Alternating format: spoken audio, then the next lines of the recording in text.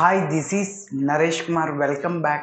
Maths Naresh E-Class. First time మన ఛానల్ని మీరు చూస్తున్నట్లయితే సబ్స్క్రైబ్ చేయండి, అలానే వీడియోని లైక్ చేయండి, మీ ఫ్రెండ్స్ కూడా షేర్ చేయండి. ఇవాళ ఈ వెబ్సైట్కి సంబంధించిన ఏపీ అండ్ తెలంగాణ స్టేట్లో డెఫినెట్ ఇంటెగ్రల్కి సంబంధించిన మనం కొన్ని ప్రాబ్లమ్స్ని ఈ వీడియోలో డిస్కస్ చేద్దాం. ఓకే, మరి ఈ డెఫినెట్ ఇంటెగ్రల్కి సంబంధించిన కొన్ని ప్రాబ్లమ్స్ని ఈ వీడియోలో డిస్కస్ చేద్దాం. చూడండి, evaluate integral 1 to e square dx by x into 1 plus log x whole square. So ఎప్పుడైనా మీరు గుర్తుంచుకోండి, లాగ్ ఎక్స్ ఉన్నప్పుడు 1/x ఉన్నప్పుడు ఆ లాగ్ ఎక్స్ న్యూమరేటర్లో ఉన్న డినామినేటర్లో ఉన్న మనకు సంబంధం లేదు. 1/x మాత్రం డినామినేటర్లో ఉండాలి. అలాంటప్పుడు సబ్స్టిట్యూషన్ మెథడ్ని తీసుకుంటాం. సో ఏంటి, 1 plus log xని t అనుకుంటాము, దాన్ని డిఫరెన్షియేటింగ్ చేస్తాం. అప్పుడు 1/x dx బదులు dt రాయడానికి ఛాన్స్ ఉంది. ఓకే, సరే మరి చూద్దాం. చూడండి, ఫస్ట్ ఇచ్చిన ప్రాబ్లమ్ని రాస్తున్నా. 1 to e square dx by x into 1 plus log x whole square that is equal to, so డైరెక్ట్గా ఇంకా సబ్స్టిట్యూషన్ని అప్లై చేస్తున్నా. So put 1 plus log x, దాన్ని ఏమనుకుంటున్నా అంటే t అనుకుంటున్నా. ఇప్పుడు ఎక్స్తో డిఫరెన్షియేటింగ్ చేస్తున్నా, differentiating with respect to x on both sides. Okay, so constant యొక్క డిఫరెన్షియేషన్ 0 రాయనవసరం లేదు. లాగ్ ఎక్స్ యొక్క డిఫరెన్షియేషన్ ఏంటి, 1/x అనమాట. అట్లనే టీని ఎక్స్తో చేయొద్దు, డిటీ బై డిఎక్స్ అవుతుంది. ఆ డిఎక్స్ లెఫ్ట్ సైడ్కి వస్తే ఇంటూ డిఎక్స్ అవుతుంది, that is equal to dt. Yes, ఈ యొక్క డెఫినెట్ ఇంటెగ్రల్స్ అనే చాప్టర్లో మనం సబ్స్టిట్యూషన్ మెథడ్ చేసిన తర్వాత లిమిట్స్ని కూడా, అంటే ఎందుకు ఇలా చేస్తున్నాం, ఇంటిగ్రేషన్ సింపుల్గా ఉండడం కోసం వేరియబుల్స్ అన్నిటినీ టీలోకి మార్చేస్తున్నా. అట్లనే మన యొక్క లోయర్ లిమిట్ని అలానే అప్పర్ లిమిట్ని కూడా మనం టీలోకి మార్చాలి. ఓకే, సో అట్లా మార్చాలి అంటే లిమిట్స్ ఏంటో చూద్దాం. లోయర్ లిమిట్స్, న్యూ లిమిట్స్ వస్తాయి. ఓకే, సో లోయర్ లిమిట్ అని రాస్తాం. సో లోయర్ లిమిట్ ఇది ఇక్కడ డిఎక్స్ అంటే దాని మీనింగ్ ఏంటి, ఎక్స్ వాల్యూ 1 అని lower limit, x value e square అని అప్పర్ లిమిట్ అనమాట. అదే for example integral dt for example 0 to 1 ఉంది, అప్పుడు టీ లిమిట్స్ 0 to 1 అనమాట. T is equal 0 lower limit, t is equal 1. Okay, అట్లనే డిపిలలో ఉంది, అప్పుడు పి వాల్యూ అనమాట. లోయర్ లిమిట్ 0, అప్పర్ లిమిట్ 1 అట్లా. ఓకే, మరి ఇప్పుడు లోయర్ లిమిట్ ఏంటి, ఎక్స్లో ఉంది కాబట్టి ఎక్స్ నుంచి టీకి మారుస్తున్నాము. ఎక్స్ ఈజ్ ఈక్వల్ టు 1 అనమాట. అప్పుడు టీ వాల్యూ ఎంత అవుతుంది, ఇందులో చేయండి. టీ ఈజ్ ఈక్వల్ 1 అట్లనే ఉంటుంది. ఎక్స్ ప్లేస్లో 1ని నేను సబ్స్టిట్యూట్ చేస్తున్నాను, అంటే లాగ్ 1. లాగ్ 1 ఎంత వాల్యూ, 0 అనమాట. కాబట్టి ఇది రాయనవసరం లేదు. అప్పుడు టీ ఈజ్ ఈక్వల్ టు ఎంత, 1 వచ్చేసింది. లాగ్ 1 0 రాయనవసరం. ఇప్పుడు అప్పర్ లిమిట్, ఫస్ట్ మీరు లోయర్ లిమిట్ అయినా కనుక్కోవచ్చు, అప్పర్ లిమిట్ అయినా కనుక్కోవచ్చు, మీ చాయిస్. అప్పర్ లిమిట్ ఏంటి, ఎక్స్ ఈజ్ ఈక్వల్ టు ఈ స్క్వేర్ అనమాట. అప్పుడు టీ వాల్యూ ఎంత, టీ ఈజ్ ఈక్వల్ టు, ఇందులో సబ్స్టిట్యూట్ చేయండి, 1 ప్లస్ లాగ్ ఎక్స్ ప్లేస్లో ఈ స్క్వేర్ అనమాట. లాగ్ ఎక్స్ పవర్ ఎంని ఎం లాగ్ ఎక్స్ అవుద్ది, పవర్ బేస్ అవుతుంది. కాబట్టి మీరు అబ్జర్వ్ చేస్తే tea is equal to 1 plus 2 log ఈ, ఇక ఏం లేదంటే బేసి ఉంటుంది, లాగ్ ఈ బేసి 1 అయిపోద్ది. ఓకే, ఈ వాల్యూ అంతా. అప్పుడు టీ ఈజ్ ఈక్వల్ టు ఎంత, 1 ప్లస్ 2 అనమాట, అంటే t is equal to 3. Okay, new limits వచ్చేసాయి. మనం ఇవన్నిటిని లిమిట్స్ని అట్లనే సబ్స్టిట్యూషన్ తీసుకున్నాం కదా, మన ప్రాబ్లంలో సబ్స్టిట్యూట్ చేద్దాం. So that is equal to integral lower limit ఏంటి, ఫస్ట్ 3 అనమాట. అప్పర్ లోయర్ లిమిట్ 1 కదా, లోయర్ లిమిట్ ఏంటి ఇక్కడ 1, అప్పర్ లిమిట్ ఏంటి 3 అనమాట. నెక్స్ట్ డిఎక్స్ అట్లనే 1/x dx, చూడండి 1/x dx బదులు ఏం రాయొచ్చు, డిటి. కాబట్టి 1/x dx బదులు dt divided by 1 plus log ఎక్స్ని టీ అనొచ్చు, టీ స్క్వేర్. డైరెక్ట్గా ఫార్ములా 1/x స్క్వేర్కి ఇంటిగ్రేషన్ -1/x, ఇక్కడ -1/t రాస్తాం. ఎప్పుడైతే ఇంటిగ్రేషన్ చేసామో లిమిట్స్ని సబ్స్టిట్యూట్ చేయాలి. ఇప్పుడు నేను అప్పర్ లిమిట్లో t ప్లేస్లో 3 సబ్స్టిట్యూట్ చేస్తున్నా. సో -1/3 అప్పర్ లిమిట్ అయింది, మైనస్ లోయర్ లిమిట్. ఆల్రెడీ ఇక్కడ మైనస్ ప్లస్ అవుతుంది. ఇప్పుడు t ప్లేస్లో 1 సబ్స్టిట్యూట్ చేయండి, 1/1.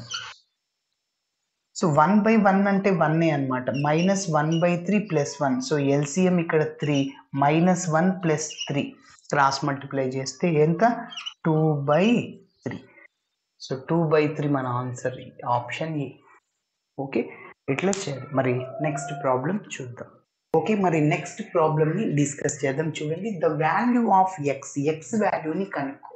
ఇదే ఎక్స్ వాల్యూ. ఓకే, అయితే దట్ సాటిస్ఫైస్ ద కండిషన్ ఇచ్చాడు. ఈ కండిషన్ని బేస్ చేసుకొని మనం ఎక్స్ వాల్యూని కనుక్కోవాలి. ఓకే, మరి చూద్దాం. చూడండి, ఇక్కడ ఎక్స్ ఉంది కదా అప్పర్ లిమిట్లో, ఆ ఎక్స్ ఎంత అంటున్నాడు. సరే చూద్దాం. సో డైరెక్ట్గా ఇది చూస్తా అంటే మీకు ఒక ఫార్ములా లాగా గుర్తుకొస్తుంది. So direct formula 1/x × (x² - 1) dx secant inverse X అనమాట. ఇది ఒక్కటి గుర్తుపెట్టుకోండి. ఓకే, సో కాబట్టి ఫస్ట్ ఆ కండిషన్ని తీసుకుంటున్నా.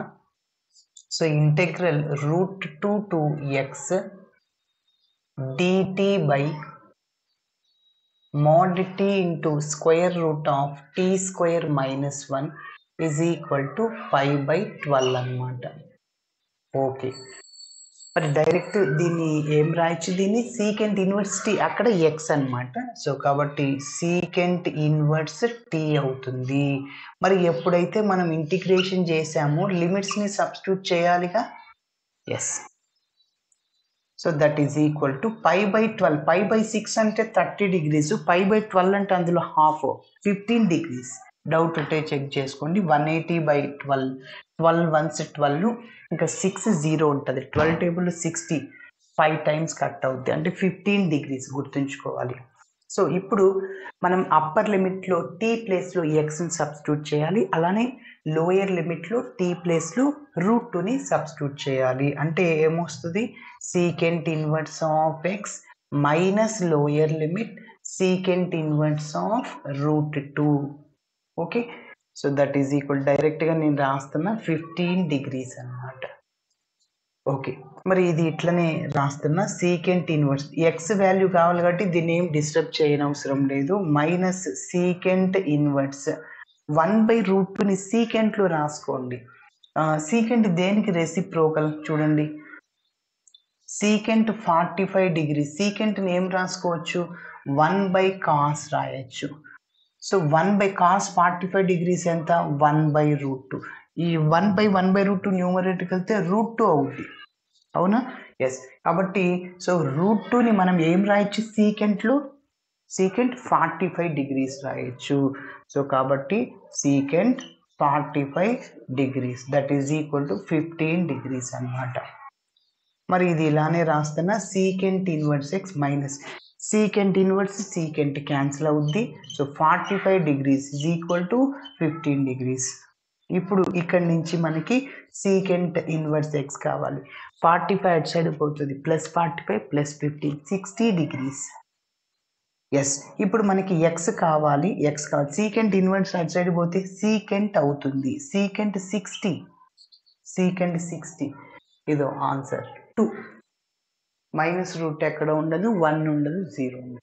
సో కాబట్టి సీకెంట్ 60ని ఏం రాసుకోవచ్చు అంటే 1/cos 60, 1/sin 30 cos 60, 1/2.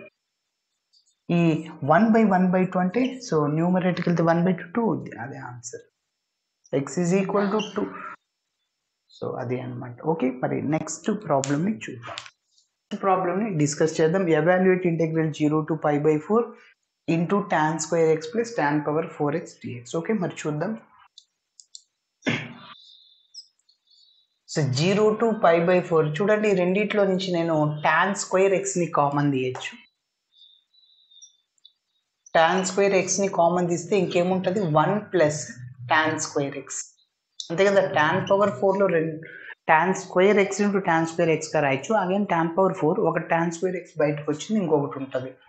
Yes that is equal to 1 plus tan స్క్వేర్ని మళ్ళీ మనం ఏం రాసుకోవచ్చు, ట్రిగనామెట్రీ ఐడెంటిటీ, దాని నుంచి సీకెండ్ స్క్వేర్ ఎక్స్ రాయొచ్చు. ఎట్లా సార్ అంటే చూడండి, secant square theta minus tan square theta 1, మీకు ఏం కావాలి 1 ప్లస్ టాన్ స్క్వేర్ కావాలి, మైనస్ టాన్ స్క్వేర్ని మాత్రం అటు సైడ్ తీసుకెళ్ళి ప్లస్ అవుద్ది, అప్పుడు ఇంకేం మిగులుతుంది, secant square theta is equal to 1 plus tan square theta, గుర్తుంచుకోవాలి. ఓకే, మరి కాబట్టి నేను దీన్ని ఏం రాయొచ్చు, సీకెంట్ స్క్వేర్ తీటా, అక్కడ తీటా ఇక్కడ ఎక్స్ సార్ అంతే. ఎస్, ఎప్పుడైనా గుర్తుంచుకోండి, ఇంటిగ్రేషన్ చేసేటప్పుడు సీకెంట్ టు టాన్ కాంబినేషన్లో ఉన్నప్పుడు టాన్ ఎక్స్ టీ అనుకోండి, దాన్ని డిఫరెన్షియేటింగ్ చేస్తే సీకెంట్ స్క్వేర్ ఎక్స్ డిఎక్స్ అట్లా వచ్చేస్తుంది. లాగ్ ఎక్స్ 1/x ఉన్నప్పుడు లాగ్ ఎక్స్ టీ అనుకోండి. ఓకే, సో అట్లా మనం already substitution method sign X cos X ఉన్న సైన్ ఎక్స్ టీ అనుకోండి, అట్లా చేస్తుంటాం కదా. సో మరి ఇక్కడ కూడా అదే విధంగా చేస్తున్నాం. So put tan x is equal to t అనమాట. సో దీన్ని డిఫరెన్షియేటింగ్ చేస్తున్నాను. సో వేరియబుల్స్ అన్నిటిని ఎక్స్ నుంచి టీలోకి మారుస్తున్నాను, అలానే లిమిట్స్ని కూడా టీలోకి మార్చేయాలి. ఓకే, సరే, టాన్ ఎక్స్ యొక్క డిఫరెన్షియేషన్ ఏమవుద్దంటే secant square x dx is equal dx. Yes, ఇప్పుడు చూడండి నేను లోయర్ లిమిట్ని కనుక్కుంటున్నా. సో లోయర్ లిమిట్ ఏంటి, ఇక్కడ ఎక్స్లో ఉంది కాబట్టి integration x is equal to 0. X is equal 0 అయినప్పుడు మనం టీలోకి కనుక్కోవాలి కదా, టీలోకి మార్చాలి. అందుకోసం ఇదే అనమాట క్లూ, అందులో సబ్స్టిట్యూట్ చేస్తున్నా. Yes, t is equal to ఇంకా ఎక్స్ బదులు 0 చేయండి అంటే టాన్ 0 అవుద్ది.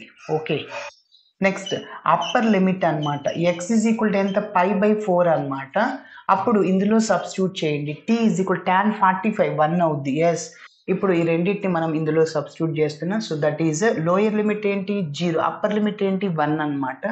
ఇప్పుడు సీకెండ్ స్క్వేర్ ఎక్స్ డిఎక్స్ బదులు ఏం రాయొచ్చు, డిటీ రాయొచ్చు. టాన్ ఎక్స్ని ఏం రాయొచ్చు, టీ, ఇక్కడ స్క్వేర్ ఉంది, టీ స్క్వేర్ అయిపోయింది, వస్తున్నాను. టీ స్క్వేర్కి ఇంటిగ్రేషన్ t³/3, ఎప్పుడైతే ఇంటిగ్రేషన్ చేసాం లిమిట్ సబ్స్టిట్యూట్ చేస్తాం. ఇప్పుడు అప్పర్ లిమిట్లో ఎక్స్ బదులు 1 చేస్తున్నాం, 1/3 minus lower limit 0/0, answer 1/3. Okay, thanks to all, by.